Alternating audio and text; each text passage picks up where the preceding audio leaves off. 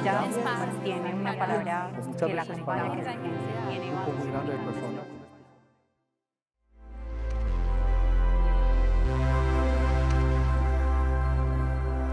Hola, ¿qué tal? Una bienvenida muy especial a este espacio para conversar sobre un asunto que a mi modo de ver es complicado, pero que pues no deja de ser una pregunta constante para todos, y es la pregunta por el futuro, ¿cierto? De todas maneras, para quienes trabajamos en el tema de memoria, es imposible pensar en comprender el presente sin hacer una revisión del pasado. Y esa revisión del presente y esa comprensión del presente es precisamente la que da las claves para saber cómo actuar en el futuro. Y yo creo que el futuro cada vez más es un presente. Yo soy Daniel Botero y les doy la bienvenida a esto que se llama Puntos Suspensivos, y vamos a hablar sobre el futuro de la política.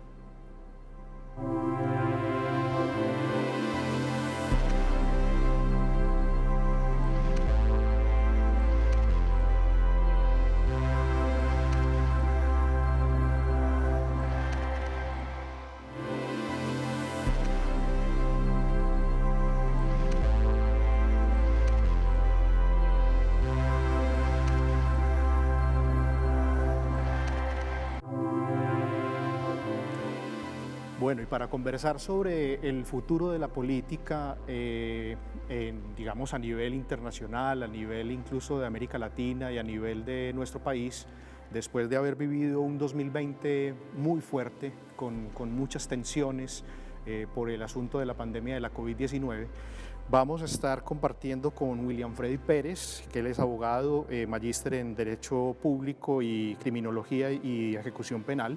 Es profesor de la Universidad de Antioquia, con el profesor Eduardo Domínguez, quien es historiador y magíster en Historia de Colombia, docente investigador de la Universidad de Antioquia, y Adolfo Maya Salazar, sociólogo, magíster en Ciencia Política de la Universidad de Antioquia y docente investigador de la Universidad EAFIT.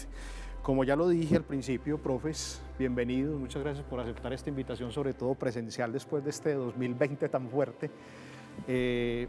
Hablar del futuro es complicado, y yo quiero que cada uno de ustedes me digan qué entienden por eso que denominamos futuro. William Freddy, bienvenido. Muchas gracias por invitarme. Un honor estar aquí con los dos maestros. Hombre, el futuro es incertidumbre, pero también es esperanza. El futuro, justamente por esa naturaleza que tiene de incierto, demanda, implica y obliga planes, perspectivas, proyecciones que normalmente derivan en esperanza. Y esto que estoy diciendo lo digo antes y después de la pandemia. Es decir, para no perder un poco, digamos, la ilusión de que hay cosas que cambian, pero en esencia el futuro era antes de la pandemia también incertidumbre que obligaba a hacer cosas como ahora. Profe Eduardo. Hombre, es que preguntarle a un historiador por el futuro es como hacer el trabajo al revés. Complicado. Pero fíjense que a nosotros nos decían que el historiador no pregunta por el futuro nunca, porque eso es una hipótesis que no tiene base.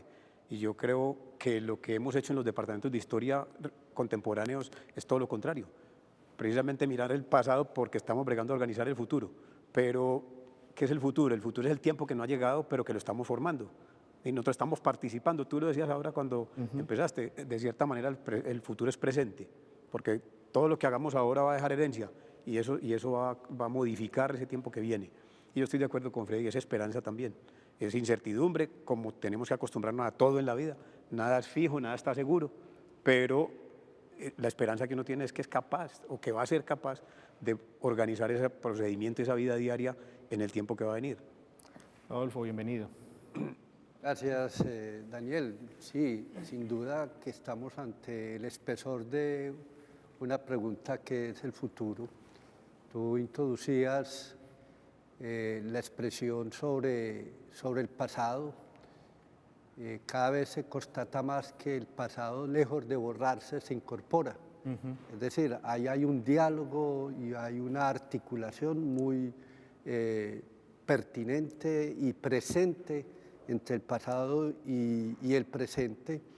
No obstante, en el pasado tuvimos futuro. Es decir, el futuro es humanidad, El futuro es justamente en donde nos ratificamos en nuestra condición de humanidad, en el sentido de que somos seres sociales inciertos. Es decir, el futuro es la redención del presente, es la posibilidad de la ilusión, de la esperanza, es la posibilidad de esa tríada que nos define políticamente como portadores de ideas, de sensibilidades y de prácticas. Yo creo que el futuro es justamente ese tiempo que aún no ha llegado, pero que está en construcción. O sea, el futuro no es ya, pero en el ya, el futuro sí está presente. Está haciendo ya. Exactamente. Fíjate, Daniel, que hace un año, hablando con Tulio Chinchilla, el profe de Derecho, Sí. él es músico. Entonces hizo una actualización de la canción que le cantaban al Libertador cuando llegaba en la campaña libertadora todo el siglo, en el siglo XIX. Ajá. Y él hizo una actualización bellísima. Le puso versión de reggaetón, con violines, con tiple, acordeón. Entonces me decía Eduardo, escucha esto, a ver, hombre, ¿qué pensarán los historiadores? Conmigo me van a excomulgar. Digo todo lo contrario. Vos estás haciendo un rescate que es muy interesante porque mirando ese pasado, pero con los ojos de hoy, proyectándolo. Cuando se lo pusimos a los estudiantes, un grupo de 100 muchachos que estaba ahí con nosotros, ellos como no sabían qué era, fuimos a escucharlo. Y uno veía desde el mismo momento, el primer movimiento musical, ellos empezaron a mover su cuerpo. Era un nuevo contacto con ese siglo XIX. Yo le dije, vea, es que usted lo que está haciendo es retrofuturo. Retrofuturo. Retrofuturo, sí. Está haciendo un relanzamiento en aras de una generación nueva que se proyecta en su música. Y ahí va, ese es el futuro. El futuro está haciendo desde ya, pero desde antier. Claro. Permanentemente estamos en ese juego. Pues hablamos también de unas transformaciones que llevan, digamos, una continuidad, ¿cierto? Y en esa continuidad y para hablar de transformaciones de ese futuro, digamos, ¿cuáles eran como las claves, William Freddy, que nos permitían decir la política se está transformando? Hay otra cosa en la política.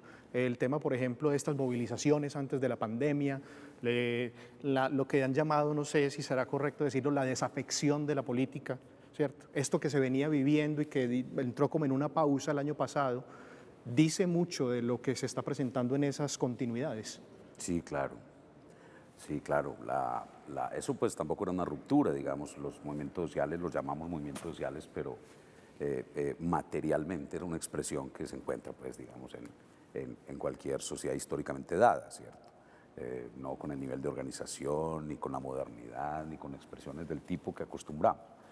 Pero digamos que es una continuidad, pero sí había una notoriedad, digamos, en las transformaciones en la política, en el ámbito de lo político. Los actores estaban viviendo, digamos, en las últimas décadas unas transformaciones especiales, particularmente entre nosotros. Lo que a mí me parece que la pandemia representa es más allá de eso incluso, una ruptura que es, digamos, es de mayor alcance, pero impacta la política, porque tiene que ver con el contacto. Es decir, la pandemia lo que impone es una especie de revolución del contacto. Eso en realidad sí es muy difícil negar que cambió.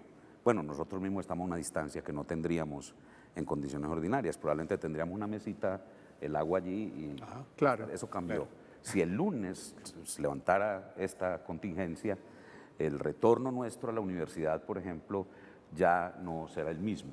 Si se levantara, quiero decir, si ya no hubiera ni siquiera que utilizar mascarilla. Claro. Cecilia ya no me firma los diplomas, todo se hace por la por red. la pantalla. Todo tiene un aplicativo hoy, eso lo produjo esto.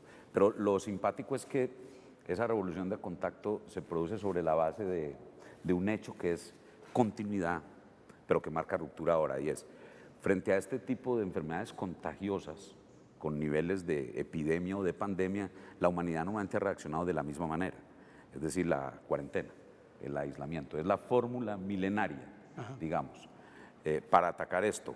La diferencia es que la cuarentena en este momento logró una cosa que no lograban las otras, y es mantenernos confinados, pero en contacto.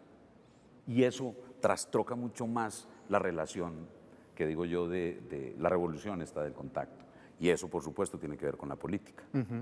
Yo no sé, eso sí es muy difícil saberlo todavía, pero lo sabremos. O podremos hacer más que especulaciones dentro de poco cuando hagan ya estudios de seguimiento sobre Claro. el comportamiento de la relación entre instituciones gubernamentales y gente, entre políticos, y etcétera. Por ejemplo, no hemos tenido la primera campaña todavía. Exacto. Habrá que ver cómo funciona.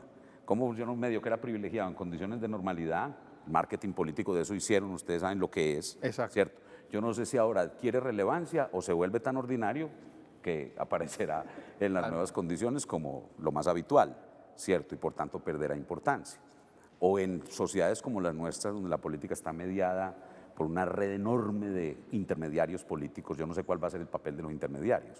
Es decir, el líder del barrio. En el caso en el que el contacto está mediado por otro tipo de cosas, o si los políticos, en fin, Claro. eso va a cambiar. Pero con lo que usted empezó es lo más importante, que no tiene que ver exactamente con la pandemia, sino con los tiempos de la política. Exacto. Y es que si había una progresión, o existe, eso está congelado apenas, en pausa, pero existe una demanda extraordinaria de movimientos sociales para bien o para mal porque eso atomiza extraordinariamente las demandas sociales. Es muy difícil encontrar una que junte, salvo alguien que venga y diga es la seguridad y entonces se gane a todo el mundo, pero es muy difícil, y esa especie de atomización pues revienta el sistema de partidos como lo conocíamos, y empezamos a gestionar por demandas localísimas. Los feministas una cosa, bueno, que estaría muy bien si accedieran, digamos, al lugar donde se hacen las leyes, donde se gobierna, etcétera, pero normalmente los vemos enfilándose en los despachos judiciales presionando por una tutela. O yo qué Claro, sé. en lo mínimo. ¿Cierto? Yo Siempre creo es- que ahí ocurre algo muy importante que William acaba de explicitar, y es que tal vez no cambian los fines de la política, sino que hay que redefinir los medios para la política. Okay. Yo creo que los movimientos sociales han sido transversales en la historia de la humanidad, no son un asunto inédito en la contemporaneidad, son unos asuntos que han estado articulados en las dinámicas sociales, políticas, económicas, culturales de la humanidad. De Colombia, yo creo que viene un acumulado muy importante en términos organizativos de los pobladores en los territorios. Yo creo que ahí se están configurando elementos de convergencia. Hay una dispersión, sin duda, pero yo creo que también hay otras fuerzas que están generando procesos convergentes en términos de la organización de los pobladores, de los ciudadanos, en términos, y yo creo que lo convergente van a ser los derechos. Okay.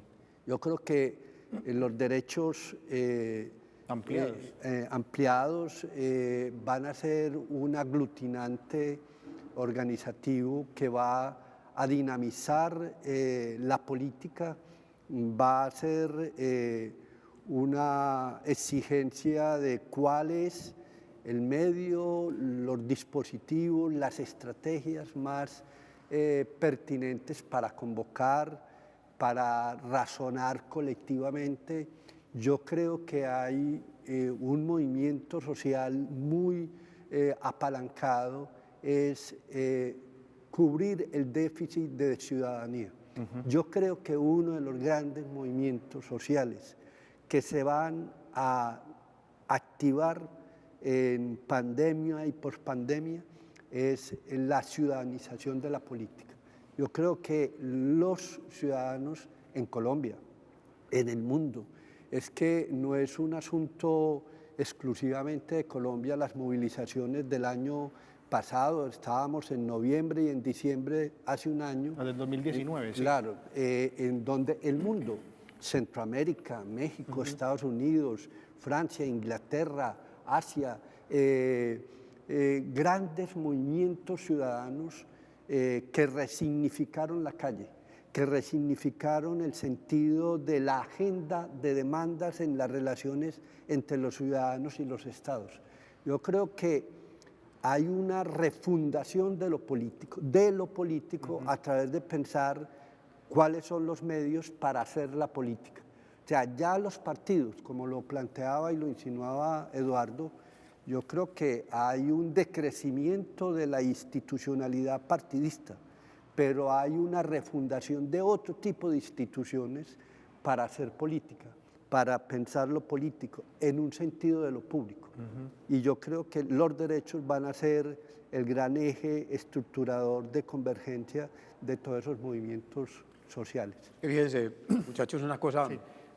La Organización Mundial de la Salud llamó pandemia al COVID-19, Sí. pero es porque se mantiene así mirando solamente asuntos de salud. De salud. Claro. Si hubiera mirado la tecnología, se hubiera dado cuenta que estamos empandemiados desde que empezó el mundo en el Claro, Silicon Valley desde 1969. Es que la tecnología, las nuevas tecnologías y el mundo digital tal como se ha planteado y como viene creciendo en redes, es otra pandemia.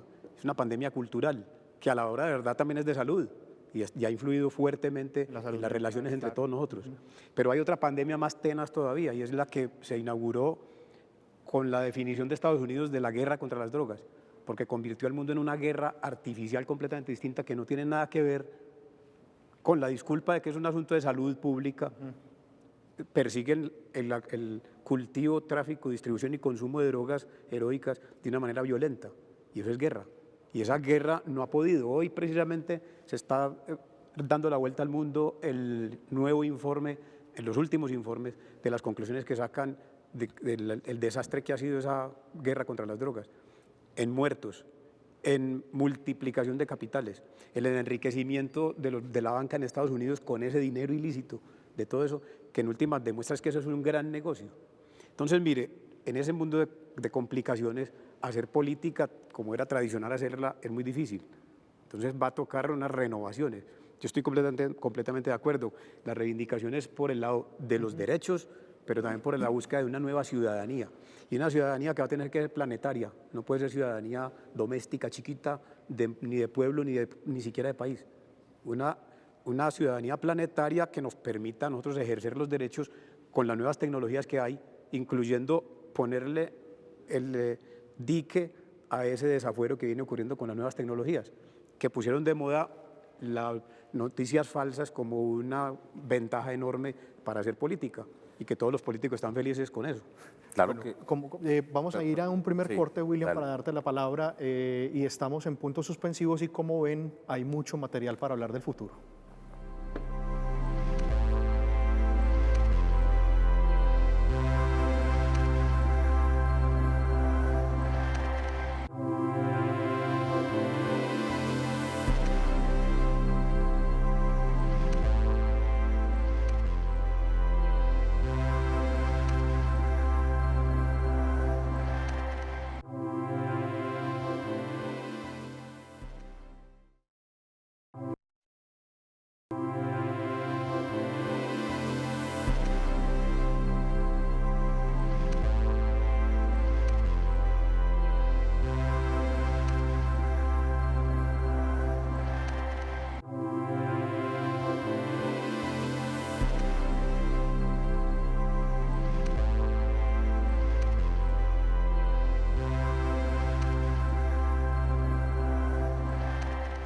Estamos en puntos suspensivos en Teleantioquia conversando sobre el futuro de la política y terminábamos el segmento anterior con el profesor Eduardo Domínguez, quien hacía un comentario alrededor del tema de la lucha contra las drogas y William Freddy precisamente tenía para decir algo sobre eso. El hecho de tener la enorme expectativa que supone una transformación radical de la política con la pandemia. Ya esto terminará, yo qué sé, pues esperemos que no llegue otra muy pronto y pues tendremos la misma textura, digamos, de las relaciones de poder, fuerza, pero los medios sí aportarán cambios importantes.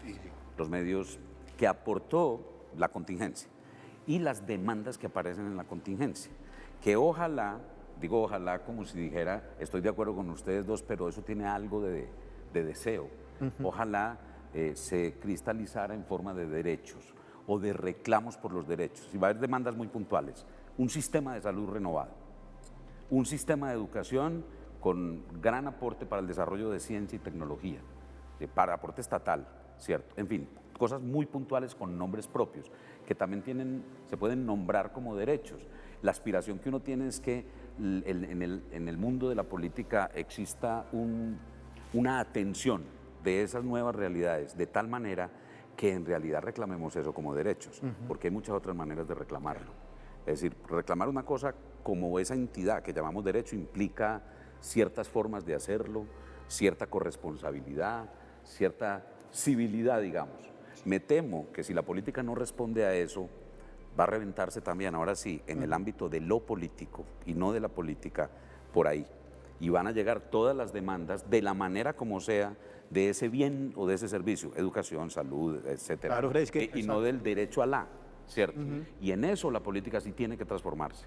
Si a este país no le han servido 200 años de testarudez de una clase que no acepta una transformación en el flujo de demandas, en el reflujo de demandas, la pandemia tendría que enseñarle un poco. Y los primeros miedos que tuvimos, porque todos tuvimos miedo, de la gente saliendo a la calle, a los supermercados, a tomar lo que no podían porque no había trabajo. Si ese susto no sirve, muy probablemente esos movimientos sociales tengan o la alternativa de los derechos en una explosión masiva, que estaría perfecto, yo con eso no tendría mucho problema, o una explosión atomizada por bienes específicos que hay que reclamar para sobrevivir. Claro, es que Eduardo. te iba a decir que el indicador más claro de que estamos ante una nueva generación fue eso que ocurrió en el 19, finales del 19, porque no fue solamente en Colombia, sino en América Latina, pero también en Europa, también en África, también en Asia. Y es que la generación del siglo XXI es una generación completamente distinta. Es los que nacieron hace 20 años, esa es la gente que va a hacer el cambio, y lo va a hacer. Y ya lo están haciendo, porque tienen la mente está configurada de otra manera. Nacieron en la época de redes, Ajá. no nacieron en la época de naciones ni de guetos, sabiendo que tienen identidad nacional y local y viven su vida puntualmente, tienen localidad, son globales y locales. Entonces, y lo comprenden así. Y así, porque yo lo he visto en las universidades donde he trabajado con los jóvenes, todos tienen ya una comprensión múltiple. Y organizamos el botellón en Madrid al tiempo que la protesta en Davos y, Claro. y en 8 La días. conexión. Claro, La es conexión. que lo que ratifica ahí un asunto es que somos globales desde lo local. Es decir, sin duda se globalizó la tecnología, los medios, la ciencia. Sin embargo, no todo lo que se globaliza se mundializa. Es decir, yo creo que lo que se está mundializando son ciertos discursos, ciertas agendas en términos de relaciones entre los ciudadanos y los estados, de la sociedad con las instituciones. Yo creo que la mundialización respeta la especificidad de las culturas políticas territoriales, de las culturas políticas no nacionales. Yo estoy de acuerdo que el concepto de nación implosionó, que el concepto o los reclamos circunscritos a una nación comienzan a no tener auditorio, como si lo comienzan a tener ciertas demandas y ciertos reclamos que obedecen a elementos comunes de seres humanos en distintas latitudes del mundo. Yo creo que se está configurando y aprovechando esa globalización de los medios, porque creo que los medios tienen una vitalidad en apalancar esas realidades sociales si la política no se mete en la problemática social, es una política que pierde vigencia y pierde capacidad de convocatoria. Y en este sentido, como lo dice William, hemos tenido una historia muy larga en donde la política se ha desentendido de la problemática social. Y yo creo que ese es el descrédito que tienen no la política, sino los partidos políticos que han concentrado esa práctica, ese accionar de relaciones, de demandas, de respuestas entre la institucionalidad y la ciudadanía. Y hablando de demandas, seguramente llegarán muchas a este programa, porque no sería un buen ejemplo de lo que sería el futuro de la política, por ejemplo, sin las ciudadanías, ¿cierto? Entre ellas, por ejemplo, la participación de las mujeres en escenarios de la vida política, en escenarios públicos de conversación como este.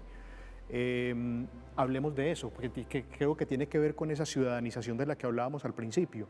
Las demandas que van llegando de los distintos grupos que llamábamos grupos poblacionales, pero que efectivamente hoy tienen digamos, una incidencia mucho mayor en el espacio público. Claro, es que la intermediación de las pantallas nos permitió precisamente entender que hay una planetarización de la ciudadanía, una ciudadanía planetaria, es la que hay que anhelar, donde todos tendremos derechos y en la proporción y en la distancia y en las diferencias que marcan las procedencias geográficas, pero todos nos reconocemos en el planeta. Y es muy importante porque ya esto no tiene reversa. Las comunidades indígenas van a hacerse valer en lo que tienen que hacerse respetado desde hace 500 años. Las comunidades negras tienen que hacerse valer y siguen haciendo valer porque tienen ya un escenario mundial. Claro. Ya no es el escenario local y pobrecito, sino, no señores, que somos ciudadanos del mundo. Claro. Respetando las diferencias, porque todos somos distintos. Lo interesante de la ciudadanía planetaria es que reconoce la igualdad en medio de las diferencias. Esa es parte de lo importante. Y la política jugando con las diferencias locales y puntuales va a ser un fracaso. Un fracaso. Es en realidad la idea de los derechos humanos, una ciudadanía planetaria. Okay. Es decir, cuando concebizan un sujeto y lo prefigurás, es el que se educa, es el que tiene derecho a, es el que tiene... Estás hablando, eso no era en la Declaración de los Derechos Humanos para La Guajira, no. Ajá. Es una ciudadanía planetaria la que se concibe ahí. Claro. Y esas diferencias son muy importantes porque las diferencias que es, digamos, la última generación en los derechos, que es la especificidad de los derechos. Pues primero desaparecen los derechos del hombre. ¿Cuáles derechos del hombre? Los derechos del hombre y de la mujer. Creo que era lo que tratabas de introducir. Y es que en el panel no tenemos, no depende de nosotros, nosotros muy invitados, no las tenemos a ellas con nosotros. Y es sin duda incompleto.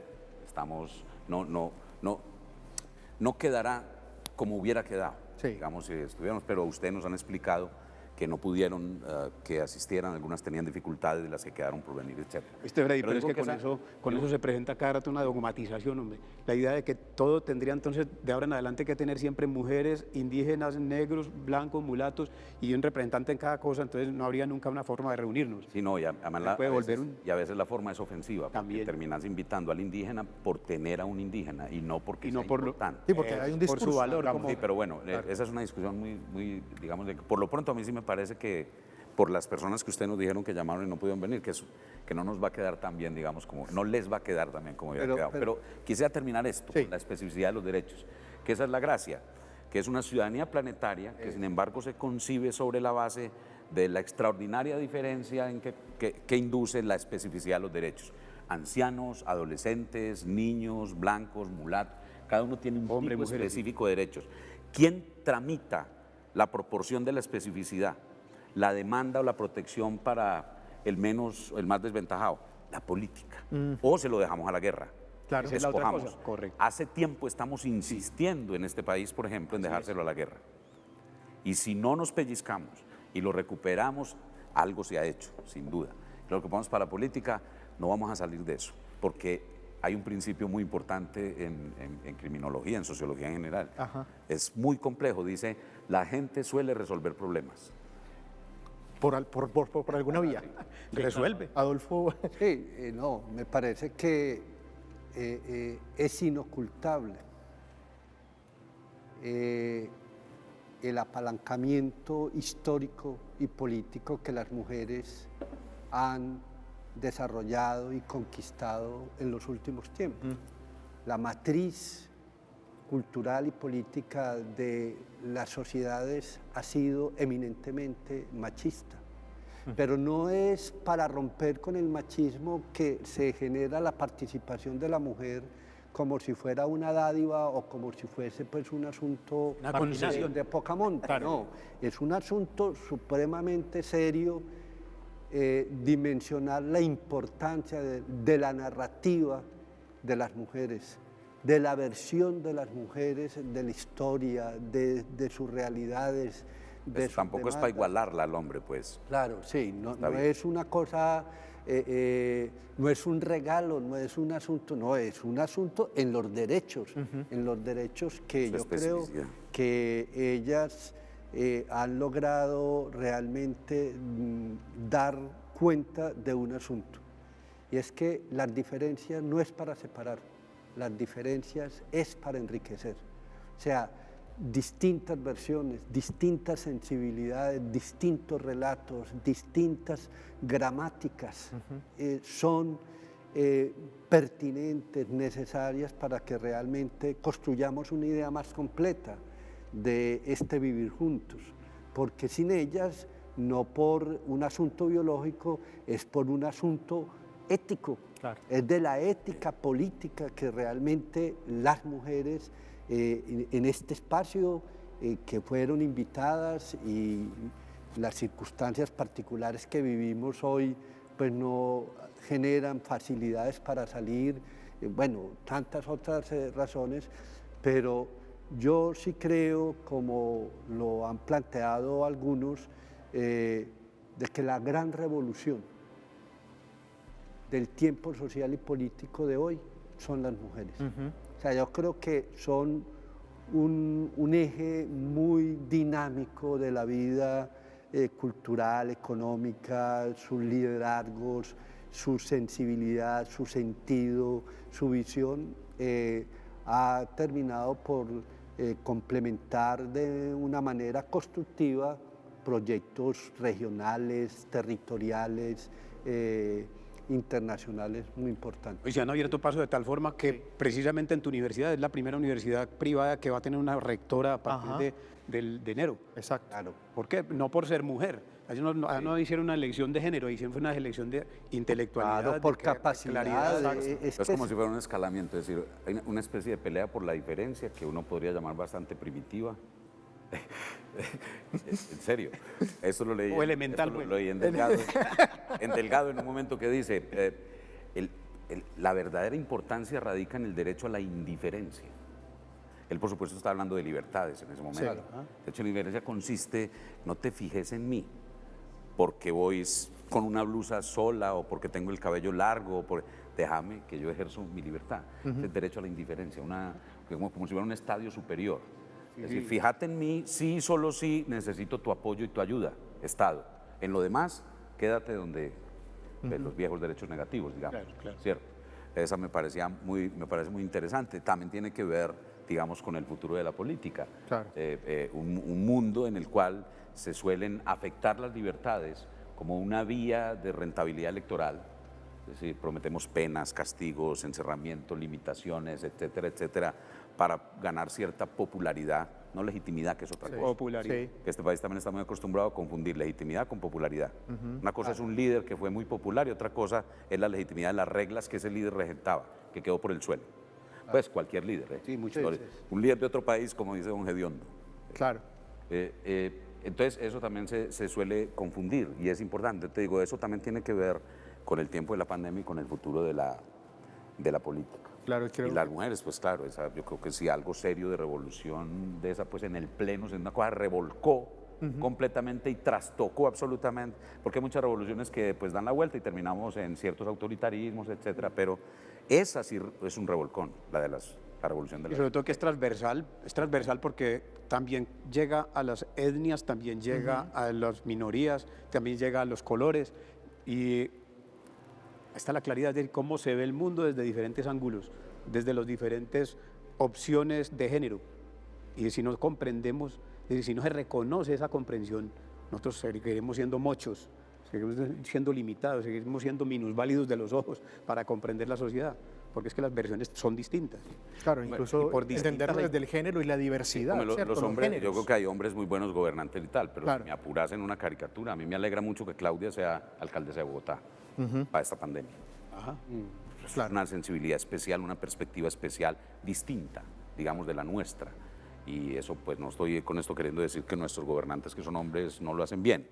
Pero si me ponen a escoger, preferiría haber tenido a Claudia operando pandemias. Claro. Hay una capacidad mayor, de sensibilidad mayor y está muy bien. Incluso creo que lo que pasó el año pasado, pues también con lo de la ley del aborto en Argentina, demuestra que también es una remoción de conservadurismos, ¿no? Frente a esos avances que Sí, pretende el movimiento que social. Ay, la rectora pensando de en el AFID. futuro, pensando en el futuro, justamente hay una opción de reconfiguración de las mentalidades. Yo creo que este es un tiempo presente en donde se han puesto al descubierto la textura, la calidad, la estructura, que soportan muchas de nuestras representaciones de la felicidad, del poder, de la sociedad, de la democracia. Y en torno a las mujeres ha habido una mentalidad que ha legitimado una historia de invisibilizaciones. La mujer ha sido invisibilizada. Uno se retrae en los periódicos de Colombia de los años 30, de la década de los 20, y uno se encuentra con unos lenguajes que naturalizan la reclusión pandémica en la casa de las mujeres, legislaciones, es decir, hombres de leyes y de ciencia que legitimaban la invisibilización por razones de raza.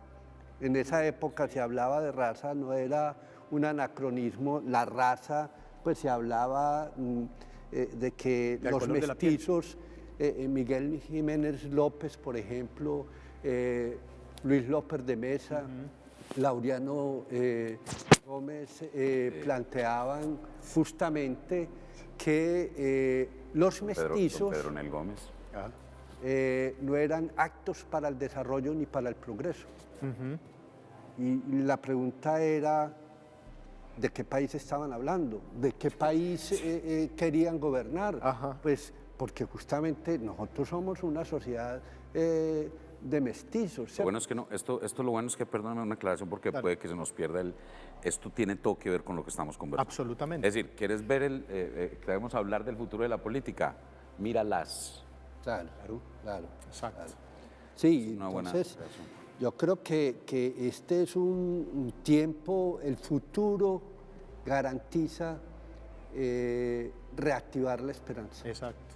Y una de las opciones de esperanza es que haya ruptura con mentalidades que nos han puesto en una condición de buscar en la violencia el primer elemento para transformar situaciones o para mantener y conservar situaciones. Yo creo que nosotros, en nuestra calidad de docentes, de universitarios, que hemos tenido la oportunidad de los beneficios de la ciencia, mal haríamos que le sigamos apostando, como mucha gente sigue haciéndolo, a que es la terapéutica de la guerra la que nos va a conducir a mejores puertos. No, yo reivindico lo político, yo reivindico la política, pero la política con un alto sentido de humanidad, de meterle seres humanos a los procesos de decisiones. Los medios tienen una gran responsabilidad y es encuadrar para dialogar, es tener la capacidad de información de calidad para que potencien los ciudadanos y se acerquen a sus problemáticas, las comprendan mejor y puedan ser sujetos activos de la política en los procesos de decisiones. Estamos en Teleantioquia conversando sobre el futuro de la política en puntos suspensivos. Supongo que quedan 2 minutos.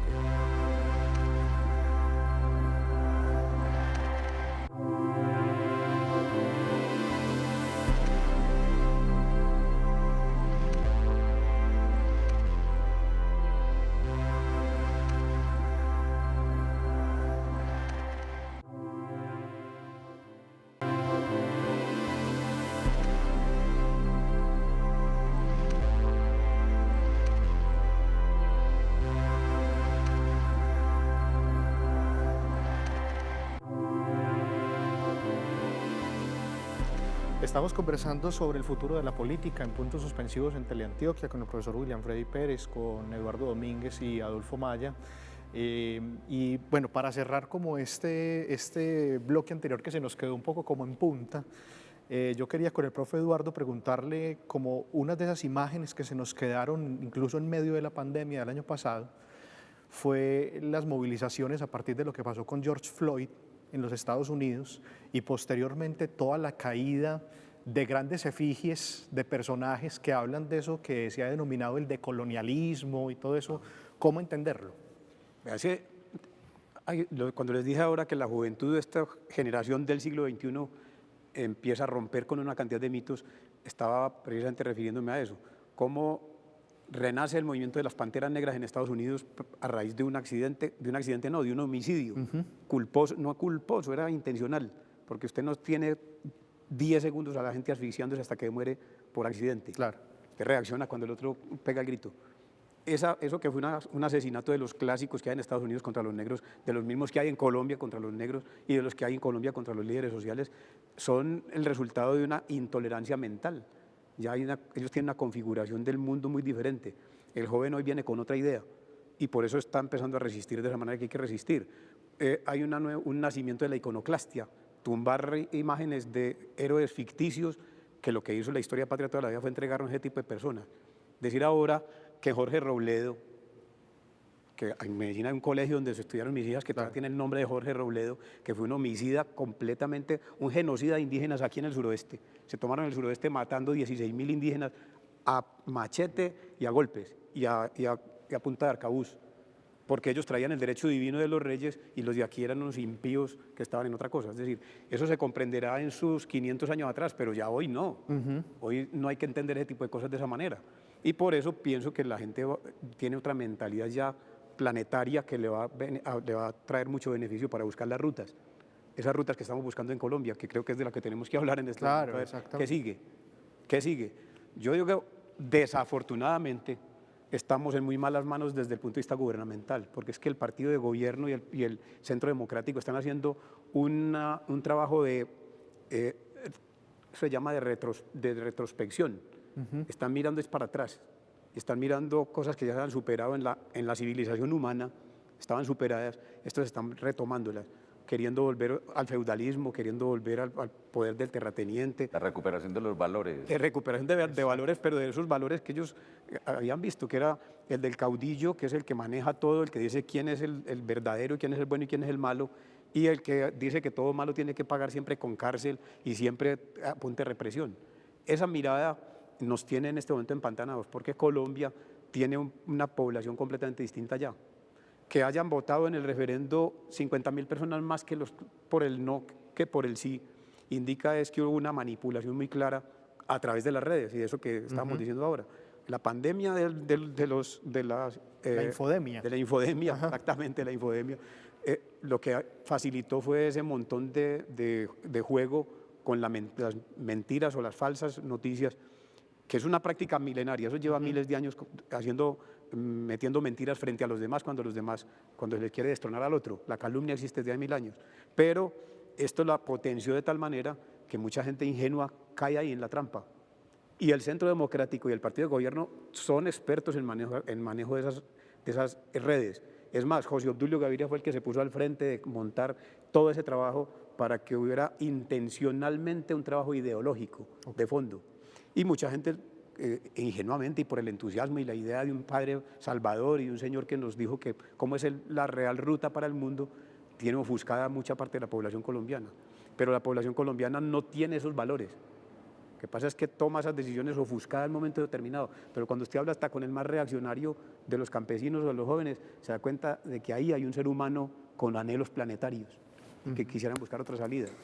Lo que pasa es que las salidas en Colombia son complicadas porque cuando uno dice, vea, hay que negociar. No tengo la menor duda, primero, que el proceso de paz dejó el mejor documento después de la Constitución del 91 para abrir la perspectiva del desarrollo colombiano hacia una paz duradera, no solamente interior, sino internacional. Sí. Pero además, no tengo la menor duda de que si no se negocia con el Clan del Golfo, con el ELN y con los carteles de la droga mexicanos, Colombia no va a tener paz. Y no somos capaces. Colombia no es capaz, no tiene ejército, ni tiene inteligencia militar, ni tiene poder político suficiente para dominarlos. Por eso tuvo que negociar con las FARC. Y no va a poder con el ELN porque es que eso son unas alianzas. Eso no es que el uno está por allí y el otro por allá, no. El EPL. Y otros tienen franquicias y etcétera, etcétera. Claro, Sí. y ahí hay un negocio ya tramado. La única salida es una negociación. Y es una negociación mundial como la que hicieron con las FARC. Bueno, que está conectada Parece- con la lucha contra las drogas Me que parece decía muy David. importante ese apunte que hace Eduardo sobre la Constitución, sobre el proceso de paz. A mí me ha parecido siempre, desde que conocí el documento de La Habana, ratificado después en el Teatro Colón, una matriz, es decir, una matriz operativa de la Constitución del 91.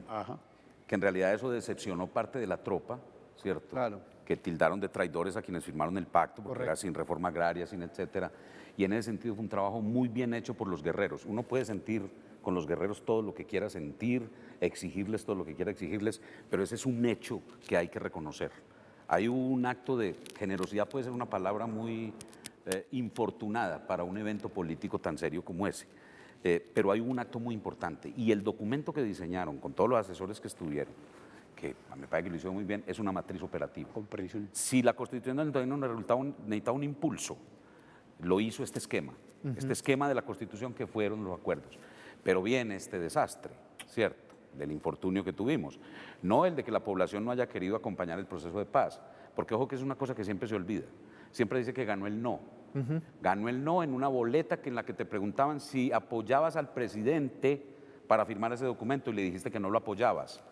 Pero es que por esa boleta no se decide una firma, el jefe de Estado no tiene que, ya eso se sabe. Claro. Pero siempre se menciona este evento como si fuera, el pueblo colombiano le dijo que no al proceso de paz, no es cierto. Le dijo que no al apoyo a un presidente, una cantidad de gente que no, y él se jugó.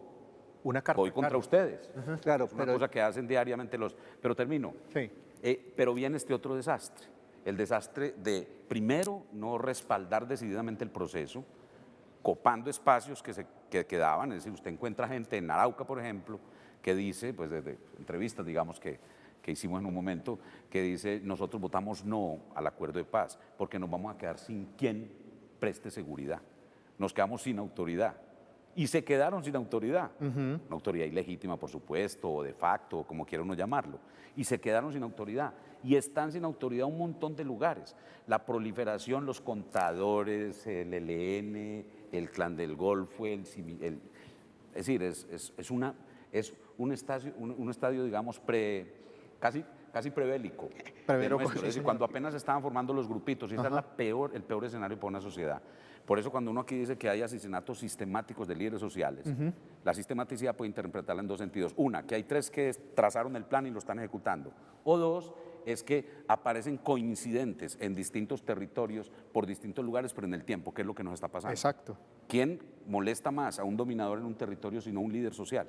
¿Cierto? Así que no requerís tres ordenándolo para que esté produciendo la masacre que se produce. Pero en todo caso, si hay alguien llamado a enfrentarla seriamente, y es para lo que uno paga impuestos, y parece que para eso no ha habido voluntad. Pero es que no hay posibilidad muy real, perdóname un segundo. Dale. Y la política tiene un lugar imposible en ese escenario. Ok. Correcto, Muy pero difícil. uno espera que sean los funcionarios del Estado, en nombre del Estado, que intervengan de una.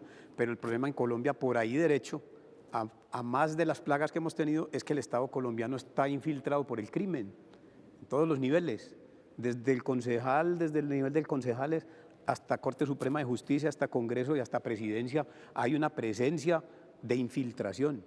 No son todos, pero están todos juntados. Todos no son criminales, pero están todos rodeados de criminales. Pero además de infiltración, cooptación. Yo creo que el Estado ha sido cooptado. La sociedad colombiana ha sido cooptada por un hecho que me parece de una relevancia suprema. Y es que por dónde está transitando la política. Y yo quisiera aquí advertir que está en curso una apuesta por unos estados de opinión más que por unos estados de derecho. Y digo estados de opinión en la perspectiva de que ha terminado siendo más importante y decisivo quien goza de popularidad, quien goza de legitimidad. Yo creo que los colombianos requerimos de recobrar el sentido de tomar decisiones en el marco de las leyes, que es lo que nos iguala, en el marco del reconocimiento de que hay unas normas, que hay unos estándares que nos permiten tramitar nuestras diferencias de una manera civilizada, de una manera, eso no es un océano de mermelada, pero sin duda los acuerdos de La Habana son paradigmáticos, porque es que ahí están los 6 puntos básicos que nos han conducido a una historia del desgaste, de la atrocidad, de tener este tipo de sociedad en donde la amenaza más que la convivencia, en donde el miedo más que la esperanza terminan siendo los referentes de la vida colectiva. Esos estados de opinión que nos los plantean como si fuese un estado superior del Estado de Derecho, es decir, que es más importante las creencias que los argumentos, que es más importante... bueno, y puede ser, pero en la iglesia. Sí, claro. Sí, eso es otra cosa. En el ámbito secular, en el ámbito de una sociedad laica, en el ámbito de una sociedad democrática, no se irrespetan las creencias, pero las creencias son pensables. Yo creo que este estado de opinión que se ha ido configurando ha generado unos descréditos a elementos que son parte de una sociedad muy importante, el descrédito de la justicia, ¿cierto? Es decir, nos han invitado a que nosotros hagamos parte del descrédito, es decir, que cuando no se explicita de qué es lo que hay de fondo, el uso indebido de la democracia, no solo de palabras, sino de las prácticas democráticas, cómo se ha desacreditado, por ejemplo, los plebiscitos, los referéndums, es decir, como si a todo se le puede preguntar, entonces, si vamos a tomar el asunto de la legalización. O sea, yo quisiera preguntarle en nuestra conversación, ¿cuáles son los grandes ejes temáticos que discute la sociedad colombiana hoy? ¿Cuál es el asunto? ¿Qué educación para qué sociedad? Yo quisiera preguntar, en términos del futuro de la política, ¿por qué la política no ha incluido la pregunta qué tipo de educación, para qué tipo de sociedad es la que queremos? ¿Y sabes por qué no ha ocurrido eso? Porque Colombia tiene una tradición muy larga de proselitismo armado. Es que la gente creía que el proselitismo armado era de las guerrillas, y que va desde Santander y Bolívar, pasando por todos los años 50 del siglo XIX, la Revolución Radical, todo el principio del siglo XX, todos los gamonales y caudillos hicieron siempre su ejército para hacer proselitismo, y lo mantienen. Y esa es la vía que han preferido. Por eso no es que Colombia sea culturalmente violenta, no, es políticamente violenta. Pero además es que esa vía ha sido muy rentable. Claro. Sí, sin esa vía terminas con un montón de discursos, terminas con un montón de negociados, no hay ascensos militares, incluso hasta el instituto lo cerramos porque ya sin guerra para estudiar qué. Es decir, es una caricatura, pero ilustra que la guerra produce, como el poder también, ¿cierto? Yo quisiera decir por último, que ya no voy a hablar más yo. No, y ya se nos acabó. Ya no vamos a hablar más. No, pero que Eduardo ha dicho una cosa muy importante que yo creo que sí hay que insistir. Hay que pactar. Si uno revisa determinados territorios en relación con el pacto de paz del Teatro Colón, la capacidad de resiliencia de esos territorios, el Oriente Antioquia, a uno siempre le citan el Bajo Cauca. Se lo citan para decir que ese acuerdo no sirvió para nada, pero no le citan los sitios donde ocurrió. Hay que pactar el ENL y eso otro discutirlo, por lo menos. Correcto. Profes, muchísimas gracias por esta agradable conversación y esto queda en punta. Yo creo que concluir algo aquí sería puntos injusto. suspensivos. Quedamos en puntos suspensivos, exactamente, y que la conversación continúe, porque ese yo creo que también es el espíritu que debe tener nuestros canales públicos. Buenas noches.